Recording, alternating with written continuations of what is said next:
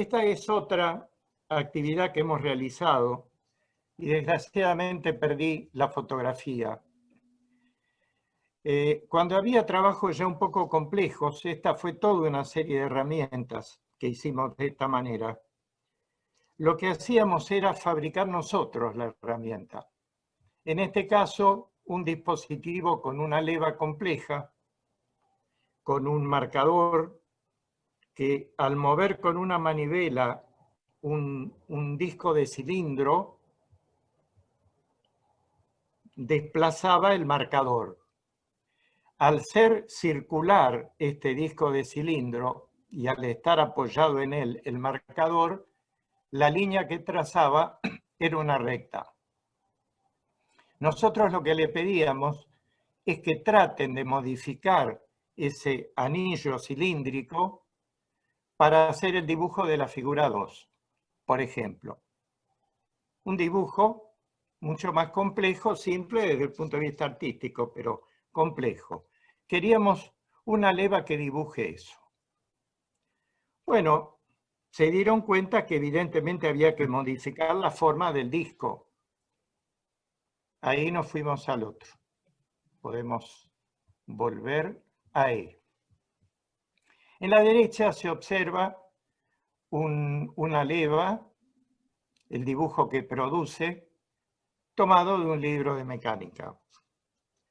Esto obviamente no figuraba para los chicos, lo que estaba era el dispositivo muy semejante a este. En lugar de la ruedita con la varilla, había allí un marcador. Y la leva era perfectamente circular, era un segmento de cilindro. El problema fue cómo proceder para que haga este dibujo. Se dieron diálogos muy interesantes, debates, pero no se avanzaba, salvo alguno que ya empezaba a ver cómo iba la cosa. Entonces lo que hicimos fue recordar, o pedirles que recuerden, obstetrix animorum, ese conocimiento aprendido y olvidado, que no salía. ¿Qué era lo que habían aprendido en la escuela primaria respecto a la circunferencia, a los círculos? Cuando dábamos estas consignas éramos muy amplios, muy ambiguos, para no definir algo en especial. Bueno, fueron recordando varias cosas. Sí, que estudiaron también los círculos, las circunferencias, que hacían dibujos de pizza para ver los ángulos internos. Ah, qué bien eso de los ángulos internos. ¿Y cómo eran? Y bueno, suman 360 grados. Era la respuesta que venía en la mayoría de los casos. Ah, qué bueno, puede ser útil eso, ¿no? Y ahí dejábamos la ayuda, el obstetrix.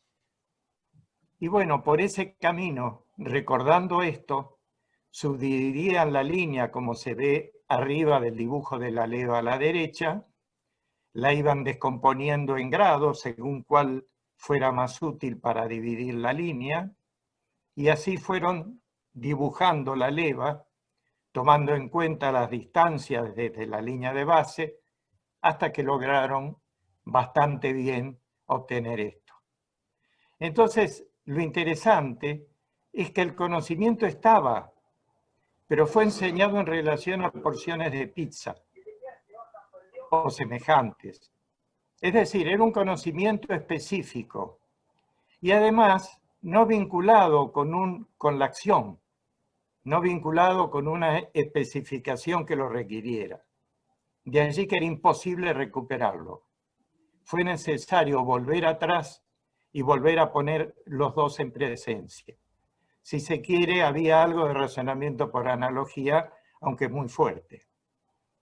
Esto nos enseña que cuando tratamos de enseñar para la acción, el conocimiento teórico previo nos sirve. En la medida en que lo podamos ir enseñando, tiene que ser en función de meta. Y esto es otro detalle que aparece. Cuando planteamos un problema que se resuelve con la construcción de un artefacto, de un proceso o de algo semejante, nosotros nos ponemos una meta. Se suele pedir el dibujo de lo que vamos a hacer y el dibujo es muy esquemático. En general no da cuenta de lo que vamos a hacer. a pesar de la fama que tiene el dibujo. En general es el lenguaje el que va a orientar esto junto con el artefacto, como si lenguaje y artefactos estuvieran mucho más próximos. Y así entonces comenzamos a elaborar el artefacto y llegamos a un plano intermedio. Elaboramos un artefacto intermedio, alcanzamos una meta intermedia. Y entonces ese artefacto parcial es de alguna manera una representación del que va a venir después. Esto es una representación más cercana al punto final que la que habíamos hecho al comienzo. Y así nos vamos poniendo metas cortas y representaciones crecientes. Lo mismo hacen los diseñadores. Entonces, se trata de ir avanzando gradualmente y no suponer que ha habido un dibujo y ha habido un punto de partida, por más preciso que sea el dibujo, podríamos llegar. Creo que no me olvido de nada. Podemos pasar al siguiente. Este ejemplo, que yo lo había presentado en el trabajo que había hecho de maestría y también en el primer librito que hicimos, nos muestra la misma idea. Habíamos planteado cómo lograr un chorro uniforme a partir de hacer una fuente. Elimino todos los pasos intermedios porque obviamente no hay tiempo y se llega a este sistema simétrico en su forma, que toma agua de un recipiente y la arroja hacia arriba. La consigna era que el chorro tenía que ser lo más constante posible. Esto es, tenía que tener una distancia estable. Siempre decimos que una situación de resolución de problemas solo es tal cuando limita el problema. Si nosotros pidiéramos que hagan una repisa, que hagan una mesa, que hagan un estante, eso no es solucionar un problema, porque puede ser cualquier estante, cualquier repisa o cualquier mesa. Solamente cuando restringimos las condiciones, ahí entonces se ven estas cosas. Acá tenía que ser constante, no una fuente, porque una fuente, si no es constante el chorro, era muy fácil de lograr. Comienzan de nuevo, igual que en el caso del martillo, igual que en todas las herramientas que hicimos de serruchado, de dibujo, etc., por el sistema rítmico más simple. Mientras uno de los alumnos o profesores empujaba una de las jeringas, el otro la aflojaba. Eran movimientos exactamente simétricos. De tal manera que había un instante de tiempo en que los dos estaban quietos, es decir, nadie movía nada. Y las jeringas estaban o en el punto máximo superior o en el punto mínimo inferior. Esto es, tampoco se movían, tampoco desplazaba líquido. Pero en general, cuando los movimientos son muy rápidos o son muy lentos, y con los dos hicimos pruebas, no vienen a título de la conciencia, vienen directamente de una memoria implícita y el sujeto no percibe esto. Es necesario, después de trabajos, de ver que el chorrito fluctuaba periódicamente, que bastó decir háganlo más lentamente pero igual, para que pudieran percibir esos espacios de tiempo, y entonces pasaron a un segundo modelo del formato que era asimétrico.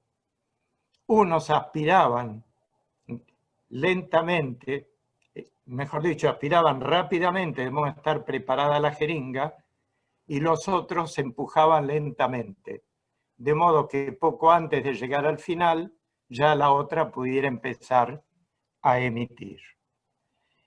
Esto es, todo lo que está en niveles de conciencia, mayor o menor, tiene que ver con varias cosas. Esta es una de ellas.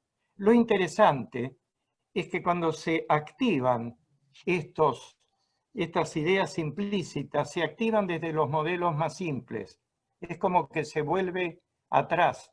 Lo vimos permanentemente en chicos que pensaban en el inflador que usaban cuando tenían su bicicleta a los 8 años o 9, etc.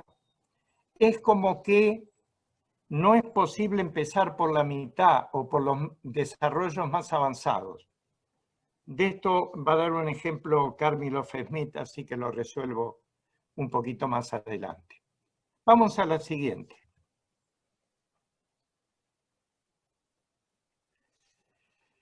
Dentro del mismo trabajo, habían diálogos muy interesantes. Diálogos que van dando la pista del resultado. Se valora muy poco el lenguaje en situaciones de enseñanza. Desde mi punto de vista sigo pensando que son mucho más importantes que los dibujos. Distinto es un especialista, un técnico, una ingeniera. Pero en el caso de los chicos es el lenguaje. Entonces transcribo uno acá, un diálogo real, entre 3 alumnos. El grupo era de 3. El primer alumno, porque están hablando de que les está faltando algo, los elementos los tienen sobre la mesa, están bajo la vista de ellos. Jeringas, vasos, está todo delante. Y ya habían hecho experiencias previas con los mismos. Entonces dice, eso quiere decir que el agua tendrá que entrar a un nuevo lugar en el momento en que este lugar esté vacío, pero no tenga aire. Porque ya habían demostrado que si había aire, el aire impedía el ingreso del agua. El alumno 2 dice, o sea, esto es un trabajo comunitario. O sea, que se haga el lugar cuando el agua llega y desaparezca cuando el agua se va. Entonces el tercero, ese alumno que nunca falta, que escucha, que no está participando activamente, pero oye, ¿de qué están hablando, che? No entendía nada. Entonces, dado que el lenguaje, y ahora miro el cartel superior de la diapositiva, donde está el título, del lenguaje pasamos a la gestualidad. Lo que yo les pido es que esto que acaban de decir lo hagan con las manos. Es decir, hagan gestos de que se abre, de que deje entrar, de que no deje entrar. Y haciendo esa gestualidad, llegan a la idea de un procedimiento, que sería esa gestualidad, pero sistematizada, organizada en el tiempo. Y cuando realizan el procedimiento, lo que se dan cuenta de lo que estaban hablando es de la jeringa que tenían delante de los ojos. Esto es, era una representación de la jeringa, donde la jeringa misma estaba implícita, pero el discurso la presentaba desde el punto de vista de su funcionamiento, no desde el punto de vista del dibujo. Por eso costó, por eso fue necesario ir de la gestualidad al procedimiento para llegar al artefacto. Y estaba delante de los ojos, que es lo mismo que nos pasa cuando olvidamos algo y no sabemos dónde está, y si no lo tenemos en los ojos, va a pasar delante nuestro y no lo vamos a ver.